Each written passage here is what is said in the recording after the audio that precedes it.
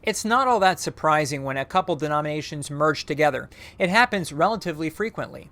Sometimes denominations that once were apart decide to join back together, and sometimes a couple denominations separated over a language issue find commonality when they're absorbed into the culture of the country in which they find themselves. But normally, these merging denominations are from the same general denominational category. Two Presbyterian groups merge, or two Methodists, or two Lutheran groups, and so on. But sometimes they get even more bold and merge together with denominations that are from a different tradition. This produces what is called a united or uniting denomination. Let's look at some times that took place. Frederick William III was the King of Prussia from 1797 until 1840. Prussia was a German state that would later be subsumed into the Weimar Republic and eventually Germany. After both the First and Second World Wars, parts of Prussia were ceded to other European countries as well. Regardless, the history of Prussia is a large part of the history of Germany. For 200 years, Lutherans and Calvinists and Reformed both had religious freedom, but Frederick William wasn't a fan of the religious division, so he began at first to invite union and eventually to impose it. In 1817, this Prussian union of churches began when the king announced that a Reformed congregation and Lutheran congregation, which had both been separately using the Potsdam Garrison Church, would formally merge into one congregation on October 31st, the 300th anniversary of the Reformation.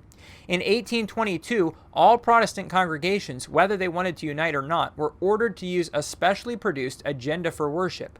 Particularly, many of the Lutheran congregations were opposed to this. In 1829, Frederick William ordered that all congregations give up the names of Lutheran and Reformed and use only the term Evangelical. This ended up leading in the long run to Evangelical becoming a synonymous term to Protestant in Germany today. In protest to these recent declarations in opposition to religious freedom, some ministers started independent Lutheran congregations outside of the existing system, and others within it began using the old liturgical agenda and Lutheran sacramental rites. The crackdown on this was that pastors caught doing so were suspended, and suspended ministers who attempted to act in a pastoral role were imprisoned. Lutherans who rebelled became known as the Old Lutherans, and many began to emigrate. Some of these, along with emigrants from the neighboring German kingdom of Saxony, would arrive in America and form congregations which would become the Lutheran Church Missouri Synod. However, others who were relatively contented with the new situation also moved to a new home in America, and these formed what were called evangelical synods. Eventually, several of them merged together to form the Evangelical Synod of North America. Reflecting both its Lutheran and Reformed heritage, the ESNA held to both the Heidelberg Catechism along with the Augsburg Confession and Luther's Small Catechism, allowing freedom in areas of contradiction between them. Remember the Evangelical Synod because we'll mention it later. The story of the church in Prussia is just one among many stories that merged together in Germany. Those who haven't retained much of their high school European history may be interested to know that Germany today being united is more than just the unification of East and West. If you go back to the years 1815 through 1866, for example, there was what was known as the German Confederation, an association of 39 separate, sovereign, mostly German-speaking states, essentially 39 countries. The story of what took place in Germany spans various unions, splits, and 2 world wars. Along with compelled unification politically, the churches were often compelled to unify, and rebellion against the state control of the church could be costly. Just ask Dietrich Bonhoeffer. Along those now outdated lines of former duchies, states, and provinces are the various state churches, many of which still exist, and the Reformed and Lutheran forms of Protestantism stand out across the country. In many more cases than just that of Prussia, the two churches merged into a united Reformed and Lutheran church within their area. Come to 1948, and an umbrella organization was formed to unite these churches. It's called Evangelische Kirche in Deutschland, or in English, the Evangelical Church in Germany. About 1/4 of Germans belong, more than 20 million people. There are 20 churches within it, 11 which are united Reformed and Lutheran, 7 are Lutheran, and 2 are Reformed. With very little exception, the churches remain in their original boundaries and don't plant churches in each other's territory.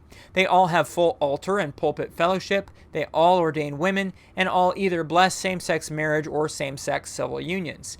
The union was partially broken during the Cold War, but after German reunification, the East German churches rejoined. The United Church of Christ is a classic example of a uniting denomination.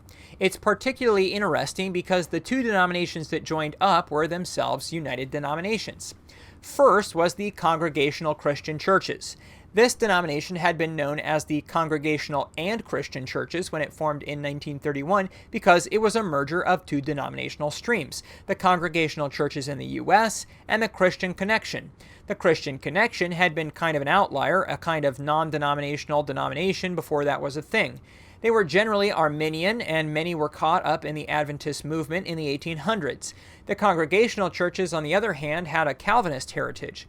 Congregationalists is a denominational label like Baptist or Lutheran, and the Congregationalist churches had their heritage in the Puritans who came to America.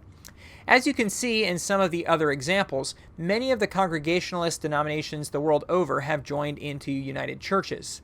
On the other side of the merger was the Evangelical and Reformed Church, formed in 1934. It had come into existence when most of the Reformed Church in the United States merged with the Evangelical Synod of North America. The Reformed Church in the U.S. was a German Reformed denomination which held to the Heidelberg Catechism and had become increasingly theologically liberal.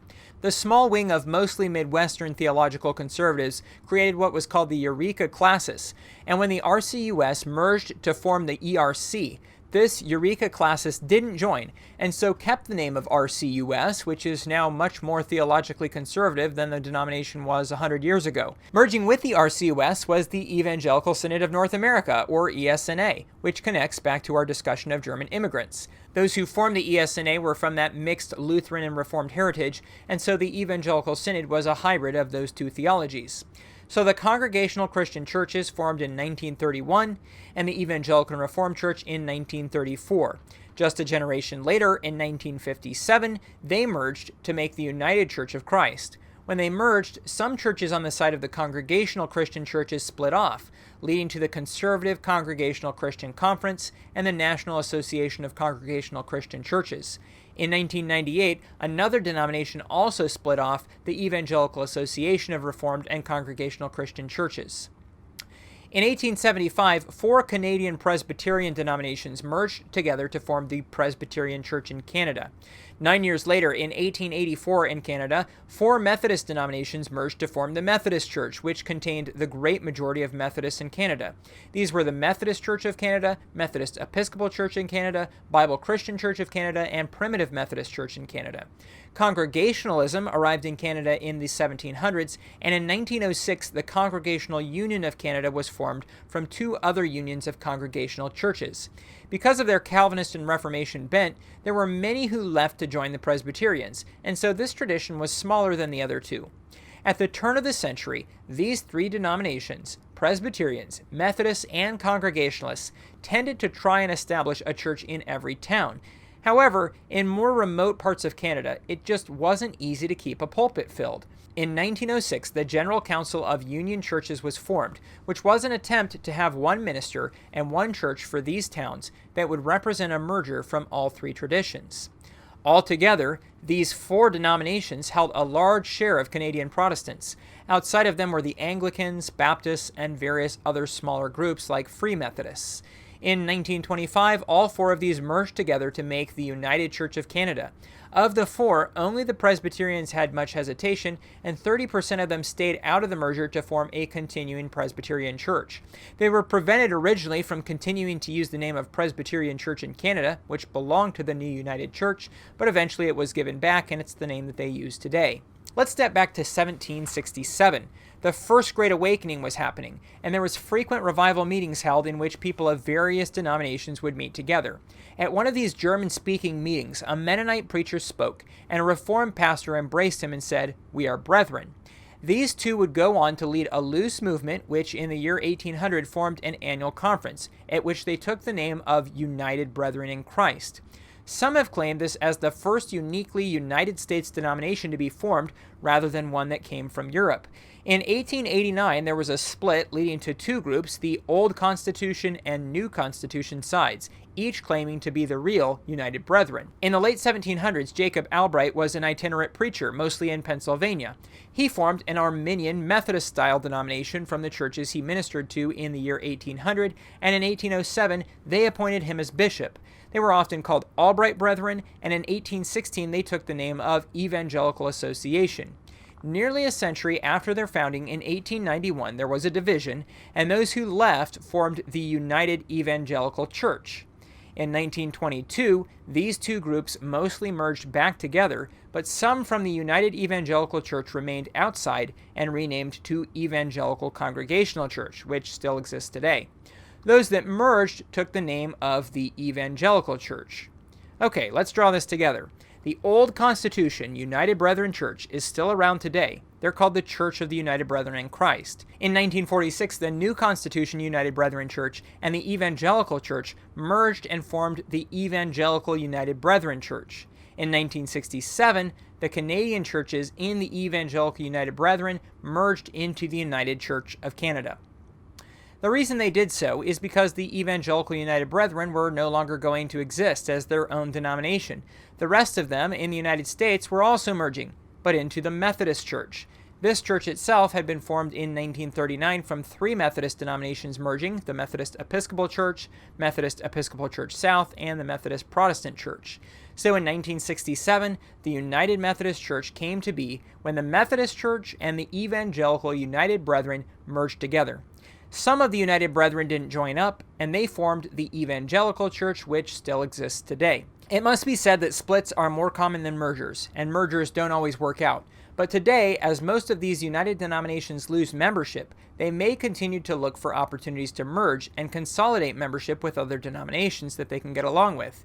In America, before 2050, some denominations to watch for potential merging are the Disciples of Christ, Moravian Church, United Church of Christ, Episcopal Church, Evangelical Lutheran Church in America, Reformed Church in America, Associate Reformed Presbyterian Church, and whichever denomination emerges from the upcoming United Methodist Church split that contains most of the U.S. UMC churches. The landscape of American Christianity may look very different by then.